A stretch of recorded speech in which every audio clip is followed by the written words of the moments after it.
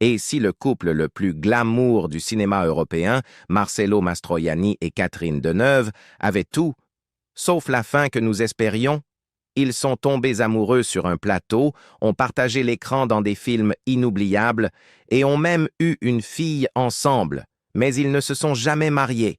Ils n'ont jamais vraiment vécu sous le même toit. Et, finalement, ils se sont séparés en silence. Pour le monde entier, ils étaient un rêve, mais derrière les portes closes, ils étaient deux êtres unis par l'amour et séparés par tout le reste. Aujourd'hui, Catherine Deneuve sort enfin de son silence. Et ce qu'elle révèle n'est pas un conte de fées, mais quelque chose de bien plus humain. Une étincelle à Paris. C'était à l'automne 1970. Dans l'ambiance chaleureuse et tamisée d'un dîner chez Roman Polanski, à Paris, deux icônes du cinéma européen étaient réunies. Marcello Mastroianni, visage adoré de l'Italie et héros de la Dolce Vita, et Catherine Deneuve, muse glaciale et élégante du cinéma français, de Buñuel à Truffaut. Deneuve, alors âgée de 27 ans, venait de sortir d'une relation compliquée avec François Truffaut. Marcello, 46 ans, venait de mettre un terme à son histoire avec Faye Dunaway. Tous deux étaient meurtris, méfiants. Mais lorsqu'ils se retrouvèrent face à face ce soir-là, une chose discrète mais irrésistible s'alluma. Ce n'était pas le coup de foudre, c'était plus profond. Quelque chose qui nécessitait du temps et de la proximité pour éclore. Cette proximité arriva quelques mois plus tard, en 1971, sur le tournage de « Ça n'arrive qu'aux autres », un film sombre réalisé par Nadine Trintignant, inspiré par la perte de sa fille. C'est Deneuve qui recommanda Mastroianni pour incarner son mari à l'écran, une simple suggestion qui allait bouleverser leur vie. Le scénario exigeait de la vulnérabilité, du chagrin, de l'intimité. Et c'est dans ces silences, ces scènes de douleur partagées, que Marcello et Catherine tombèrent dans quelque chose de réel. C'était une histoire sur la mort, dira plus tard Mastroianni, mais sur le plateau nous avons découvert la vie. Leur connexion, intense et fluide, dépassait désormais la simple alchimie artistique. Ils étaient amoureux. Leur lien se renforça sur le tournage de La Cagna, un film audacieux et sensuel de Marco Ferreri où ils incarnaient un couple explorant une relation complexe, quasi animale, sur une île déserte. La nature provocante du film reflétait l'intensité de leur passion réelle. À l'écran, Deneuve devenait la compagne, littéralement l'animal de compagnie, de Mastroianni dans une histoire métaphorique sur l'isolement et la domination. Hors caméra, ils étaient devenus inséparables. À cette époque, tous deux étaient encore officiellement liés à d'autres. Deneuve traversait son divorce avec le photographe David Bailey, tandis que Mastroianni restait marié à l'actrice Flora Carabella, une femme qu'il respectait profondément, mais dont il était séparé depuis longtemps. Élevé dans la foi catholique, Marcello ne divorça jamais. Mais sur le plan émotionnel, il avait ouvert un nouveau chapitre avec Catherine. En mai 1972, leur fille Chiara naquit à Paris. Sa venue marquait plus qu'une simple naissance. Elle symbolisait l'accomplissement de leur union, l'incarnation d'un amour né discrètement, mais fermement dans l'ombre du regard public. Marcello n'a jamais nié sa paternité. Il était ravi. « Je voulais Chiara de tout cœur », a-t-il déclaré. Ce n'était pas une erreur, c'était de l'amour. Avec sa naissance, le secret fut dévoilé. Les paparazzi les poursuivaient. Le cœur brisé de l'Italie et la reine du cinéma français formaient le couple le plus fascinant du continent, unis par quelque chose de bien plus profond que la célébrité. Malgré leur notoriété, ils ont résisté au piège des romances publiques. Ils ne se sont jamais mariés, ne se sont jamais affichés comme une famille traditionnelle. Ils vécurent leur amour avec discrétion et respect mutuel. On les voyait souvent marcher dans les rues de Paris, Marcello poussant la poussette de Chiara, Catherine tenant son bras. Pas besoin de spectacle. Leur lien était déjà une légende. Au fil des années, ils jouèrent dans plusieurs autres films ensemble, chacun ajoutant une nouvelle variation à leur duo cinématographique unique. dans Niente di grave, suo marito è incinto, une rare comédie de Jacques Demy, Mastroianni incarnait un homme enceint. Une ironie touchante, étant donné son bonheur réel d'être père. Puis vint Non toccare la Donna Bianca, un western surréaliste tourné en plein Paris. Leur alchimie à l'écran restait électrique, même dans les contextes les plus inattendus. Quand l'amour ne suffit pas. En apparence, ils avaient tout. Une passion partagée pour le cinéma, une reconnaissance internationale et la naissance d'un enfant qu'ils adoraient tous les deux. Mais les fissures sont apparues dès l'arrivée de leur fille, Chiara. Devenir parents renforce souvent les liens. Pour Catherine et Marcelo, cela les a éloignés. Deneuve, toujours disciplinée et tournée vers l'avenir, aborda la maternité avec la même intensité et la même rigueur qu'elle mettait dans chacun de ses rôles. Elle était pleinement investie, organisée avec précision et émotionnellement présente. Marcelo, en revanche, était connu pour sa passivité, son allergie à la responsabilité et son attachement profond à ses habitudes. Il était paresseux, dira Catherine plus tard. Il se fatiguait rien qu'en me regardant traverser la pièce. Ce que certains prenaient pour du charme, elle finit par l'interpréter comme de l'inertie. Mais il ne s'agissait pas seulement d'un déséquilibre d'énergie. Le véritable obstacle, toujours là, toujours esquivé, était le refus de Marcelo de divorcer de sa femme, Flora Carabella. Flora n'était pas simplement son épouse légale. Elle représentait la tradition, l'histoire et une partie de l'identité de Marcelo qu'il ne pouvait jamais totalement abandonner. « C'est ma femme aux yeux de Dieu », confia-t-il un jour à un ami. Bien qu'émotionnellement distant depuis des années, Marcelo restait lié à elle par un mélange de culpabilité catholique, de devoir culturel et d'une tendresse persistante.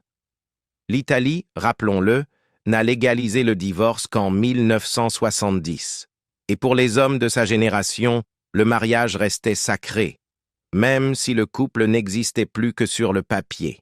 « Je voulais toutes les rendre heureuses », avoua-t-il en 1987 dans une interview avec David Letterman. « C'était ça mon problème. Quand on en veut trop, on finit par tout perdre. » Carabella, de son côté, ne montra jamais de ressentiment envers Catherine. Sa générosité, inhabituelle dans un tel contexte, révélait la compréhension complexe qu'elle partageait avec son mari.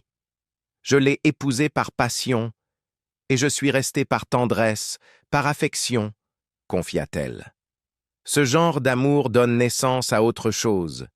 Je n'ai jamais été une ennemie pour ces femmes. Mais Deneuve ne voulait pas être une femme de plus. Elle avait déjà choisi un autre chemin, en quittant son mariage avec le photographe britannique David Bailey, avec qui elle s'était depuis longtemps éloignée.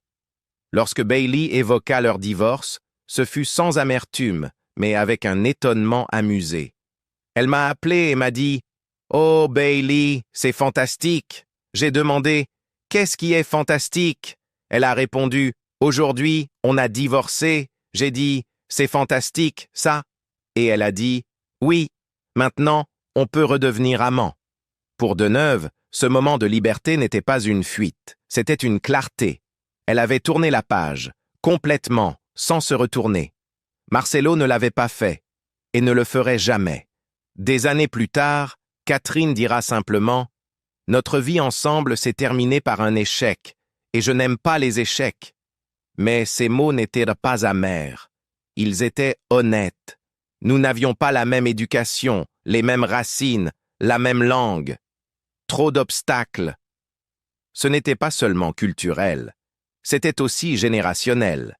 Elle était née dans la France d'après-guerre, dans une société qui commençait à remettre en question les rôles de genre, l'autorité et les traditions. Elle avait grandi avec le féminisme, la nouvelle vague, un cinéma audacieux et introspectif. Lui venait d'une Italie très différente, enracinée dans le catholicisme, méfiante envers le changement, bercée par un confort patriarcal. Elle était dynamique, irrésistible, toujours tournée vers l'avenir. Il était nostalgique, romantique, et profondément opposée au bouleversement.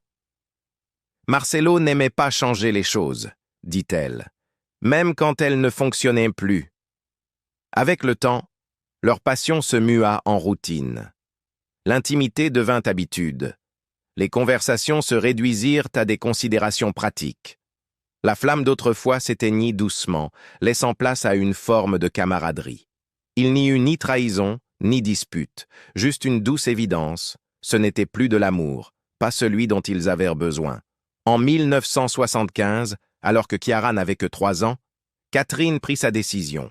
Elle mit fin à la relation. Sans larmes, sans ultimatum, mais avec la certitude tranquille de celle qui refuse de vivre à moitié. Pour elle, rester aurait été se perdre lentement dans une version d'elle-même qu'elle ne reconnaissait plus. Elle ne pouvait l'accepter. Marcelo n'opposa aucune résistance. En un sens, il ne le pouvait pas. Ce n'était pas dans sa nature de combattre le changement, ni de le poursuivre. Il la laissa partir avec la même passivité qui, autrefois, l'avait séduite. Pas de grands gestes, aucune promesse de quitter Flora. Il retourna simplement à la vie qu'il connaissait, rendant visite à sa fille aînée Barbara, gardant quelques liens avec Carabella, et enchaînant des romances qui ne demandaient jamais de véritable transformation. Elle voulait plus, admettra-t-il plus tard. Et moi, je ne savais pas comment. Et ce fut la vérité finale entre eux. Catherine avait besoin d'un partenaire capable de la rejoindre, d'égal à égal, dans l'élan et dans l'esprit. Marcelo voulait conserver ce qu'il connaissait, son passé, ses habitudes et le confort discret de l'immobilisme, au-delà de la rupture. Même après leur séparation, leur histoire resta sans amertume, sans scandale et sans véritable fin. Un type de relation rare, qui transcende le romantisme et prouve que l'amour, dans sa forme la plus pure, n'a pas besoin de durer éternellement pour être réel. Ils restèrent présents dans la vie l'un de l'autre, non seulement pour leur fille, Chiara, mais parce qu'ils comptaient encore profondément l'un pour l'autre. Catherine et Marcelo continuèrent à élever leur fille ensemble avec une grâce discrète. Malgré des emplois du temps de tournage frénétiques, ils restèrent engagés dans l'éducation de Chiara, ensemble, dès qu'ils le pouvaient, toujours en coordination, toujours unis. Il y eut, bien sûr, des désaccords, inévitables, humains, mais jamais au point de briser le lien qui subsistait entre eux. L'un de ces moments, que Chiara évoqua bien des années plus tard, eut lieu dans une salle obscure à Paris. Le film projeté était E.T., et la petite Chiara éclata en sanglots pendant une scène bouleversante. Ses parents commencèrent à se disputer à voix basse, mais avec intensité. Marcelo voulait quitter la salle, incapable de supporter la tristesse de sa fille. Catherine pensait au contraire que ce moment était important, une étape émotionnelle nécessaire. « On est resté », se souvient Chiara. « Il ne supportait pas de me voir pleurer. Elle pensait qu'il fallait que je pleure. » Des instants comme celui-là, simples, intimes, spontanés, définissent leur relation post-romantique. Ils n'étaient plus amants, mais ils formaient toujours une équipe. Même en public, ils restèrent proches. L'ancien couple apparaissait ensemble dans les festivals de cinéma et lors de cérémonies de récompense. Au César 1993, ils défilèrent côte à côte sur le tapis rouge, dignes et unis, comme si leur passé ne s'était jamais effiloché. Lorsqu'on demandait à Marcelo ce qu'il pensait de Catherine, il ne tarissait jamais d'éloges. « C'est ma meilleure amie », déclara-t-il 1 an avant sa mort. « Elle me rend encore heureux par son charme et sa présence. » Et Catherine? Elle a souvent parlé de la simplicité, de la générosité et de l'humour discret de Marcelo. Elle n'a jamais mal parlé de lui, pas même après leur séparation. Bien au contraire. « Marcelo est le grand amour de ma vie », a-t-elle dit. Et elle le dit encore, sans drame, mais avec une certitude qui ne vieillit pas. Lorsque Marcelo tomba malade au milieu des années 1990, diagnostiqué d'un cancer du pancréas, Catherine fut présente. Elle lui rendait visite régulièrement, lui tenait compagnie dans son appartement parisien de la rue de Seine, la même rue où elle choisira plus tard de s'installer, à quelques pas de là. Ce n'est pas par nostalgie morbide, dira-t-elle des années plus tard. Cela me remplit de joie, c'est une présence même dans l'absence. Le 19 décembre 1996, alors que la neige tombait doucement sur Paris, Marcello Mastroianni rendit son dernier souffle. Il avait 72 ans. L'homme qui avait incarné le charme italien et la grâce cinématographique s'éteignit dans le silence, entouré non pas de flash ou de foule, mais de quelque chose de bien plus intime, l'amour. À son chevet se trouvait sa fille Chiara et Catherine Deneuve. Elle tenait sa main pendant qu'il s'en allait. Cette même main qu'elle avait tenue sur les plateaux de tournage, dans les chambres d'hôtel, au fil de promenades dans des rues silencieuses. Il n'y eut ni grande déclaration, ni mots finaux théâtraux, seulement le silence d'une histoire partagée, une vie entière condensée dans une présence. Mais ce jour-là ne marqua pas la fin de leur histoire. En 2018, lorsque Barbara, la première fille de Marcello, décéda, Catherine assista à ses funérailles. Aucune annonce dans la presse. Aucun hommage mis en scène. Juste un geste silencieux de loyauté, de lien. Parce que certains liens ne se brisent pas. Ils deviennent invisibles, tissés plus profondément dans l'âme. Et ce lien perdure, même au cinéma. Dans Marcello Mio, Catherine et Chiara apparaissent ensemble à l'écran. Chiara y incarne une version fictionnelle de son père. Catherine joue son propre rôle. Un film, oui, mais bien plus que cela. Un reflet, un hommage, de la fille et de la mère, de l'actrice et de la muse, à l'homme qui les a façonnées toutes les deux. Marcello disait en riant « Je suis un lâche pour les ruptures, je veux rendre tout le monde heureux ». Mais ce qu'il avait construit avec Catherine n'était pas fondé sur la peur. C'était une transformation. Ils ne se sont pas quittés, ils ont évolué, et ce faisant, ils ont écrit l'une des histoires d'amour les plus silencieuses et courageuses que le cinéma ait connues. Je n'ai vu mes parents ensemble qu'à l'écran. Mais pour leur fille, Chiara Mastroianni, ce grand amour de légende fut aussi une absence silencieuse. Revenons sur cette histoire à travers les yeux de l'enfant qui n'a jamais vu ses parents se tenir la main, sauf à l'écran. « Je n'ai jamais vu mes parents ensemble », a-t-elle confié. Jamais, pas une seule fois, même pas un baiser, sauf au cinéma. Née en 1972, Chiara n'avait que 2 ans lorsque ses parents se sont séparés discrètement. Ils avaient été ensemble pendant 4 ans, une romance brève mais intense, qui avait enflammé l'imaginaire de la presse européenne. Pour beaucoup, ils étaient le couple d'or du 7e art. Mais pour Chiara, cet amour relevait plus du mythe que du souvenir. Et pourtant, ce mythe fut toujours présent. « Les gens pensent les connaître mieux que moi », dit-elle un jour en souriant. Et peut-être qu'ils ont raison d'une certaine manière. J'ai dû apprendre leur histoire comme tout le monde, à travers les films, les récits, les interviews. Mais Chiara n'a jamais nourri de rancune envers cette distance. Bien au contraire, elle porte l'héritage de ses parents avec une forme de tendresse et de fierté silencieuse. Dans les interviews, elle parle d'eux non pas comme des légendes, mais comme des êtres fascinants, imparfaits, profondément humains. Sa mère, elle l'a décrit comme réservée, farouchement indépendante et secrètement rebelle. On pense qu'elle est froide, elle ne l'est pas. Elle est prudente, elle est drôle, il faut juste mériter d'entrer dans son monde. Cette retenue, selon Chiara, est ce qui rend Catherine Deneuve si magnétique à l'écran, et si insaisissable dans la vie. Son père, Marcello, était l'inverse, ouvert, émotionnel, souvent enfantin dans sa joie. Quand je lui ai annoncé que je voulais devenir actrice, il a organisé une fête, raconte-t-elle. Pour lui, c'était comme si j'avais rejoint le restaurant familial. C'est comme ça qu'il voyait le métier, quelque chose de joyeux, que l'on partage. Il était, selon ses mots, un homme d'une grande humilité, quelqu'un qui n'a jamais oublié d'où il venait. Et pourtant, Chiara ne se voile pas la face. Marcello, qui a tourné dans les films les plus provoquants de son temps, se montrait étonnamment traditionnelle à la maison. Elle se souvient qu'il la grondait pour son maquillage ou ses sorties tardives. Je pensais, voilà l'homme qui a fait la grande bouffe et il me fait une leçon sur l'eyeliner.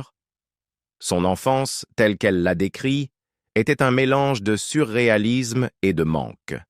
La carrière internationale de Catherine l'emmenait aux quatre coins du monde, des tournages longs dans des pays lointains, des semaines sans appel. On n'avait pas de portable ni de Skype. Si elle tournait en Afrique, j'attendais près du téléphone qu'elle rentre à l'hôtel. Parfois, je me couchais sans lui dire bonne nuit. Avec son père, tout était plus ludique, plus cinématographique. Elle se souvient d'être conduite directement de l'aéroport à Cinecittà, où des centurions romains, des courtisans français et des officiers napoléoniens se mêlaient dans la cafétéria. « C'était magique », dit-elle. Il était le plus heureux sur un plateau. Quand il ne travaillait pas, il s'ennuyait. Elle se rappelle avoir visité le tournage de La Cité des femmes de Fellini à l'âge de 7 ans. Fellini lui avait proposé un petit rôle, qui fut finalement coupé au montage. Ce fut ma première leçon d'actrice. Tant que tu n'as pas vu le film, tu ne sais jamais vraiment ce que le réalisateur a fait de toi. Elle en rit aujourd'hui, mais ce souvenir est resté. Au fil du temps, Chiara a suivi les traces de ses parents, jouant dans des films acclamés par la critique, souvent aux côtés de sa mère. Dans Ma saison préférée, Un conte de Noël et Marcello Millo, elle incarne la fille de Deneuve, brouillant la frontière entre fiction et réalité. Mais elle insiste. Leur lien réel est bien plus profond que ce qu'une caméra pourrait saisir. Je ne voudrais jamais recréer notre vraie relation à l'écran. Ce serait inutile et impossible. Marcello Millo fut particulièrement spécial. Dans ce film, Chiara incarne son père. Elle enfile littéralement ses costumes, ses gestes, sa voix. Catherine joue son propre rôle. C'est une lettre d'amour, non seulement à Marcello, mais à ce qu'il représentait. La grâce, l'élégance, l'humour. On l'a fait pour le célébrer, dit-elle, et pour le garder près de nous. Même des décennies après sa mort, Marcello reste une présence vivante dans sa vie. C'est sa voix qui me bouleverse, confie-t-elle. Tu l'entends dans une autre pièce et tu crois qu'il est encore là. Sa voix, ses rires, la cuisine, surtout la cuisine. Il voulait toujours fêter quelque chose. Tu es là? Dis non, tu pars. Fêtons ça. Pour Chiara, ce lien qui perdure est un réconfort, pas une blessure. Mes parents n'étaient pas ensemble, mais ils n'étaient pas ennemis. Ils étaient autre chose, quelque chose de plus doux. Et cette douceur, elle la porte en elle. Même si elle admet ne pas avoir vu tous leurs films, plus de 300 à eux deux, elle a ses préférés. Répulsion, pour sa mère. Divorce à l'italienne, pour son père. Et puis, il y a ces films qui n'ont marqué personne, sauf elle. Comme l'événement le plus important depuis que l'homme a marché sur la Lune, cette comédie étrange où ses parents jouent un couple marié. Ce n'est même pas un bon film, dit-elle en riant. Mais imagine, voir tes parents comme ça, quand tu ne les as jamais vus ensemble dans la vraie vie. C'est là que ma vie devient vraiment psychédélique. Leur histoire d'amour a captivé toute une génération. Et leur séparation a laissé derrière elle un sillage de questions et de cœurs un peu brisés. À 81 ans, Catherine Deneuve a fini par parler. Et en quelques mots, elle a rouvert une blessure que le monde n'avait jamais vraiment refermée. Pensez-vous que les raisons de leur rupture étaient justifiées? Ou bien y avait-il encore, en silence, un amour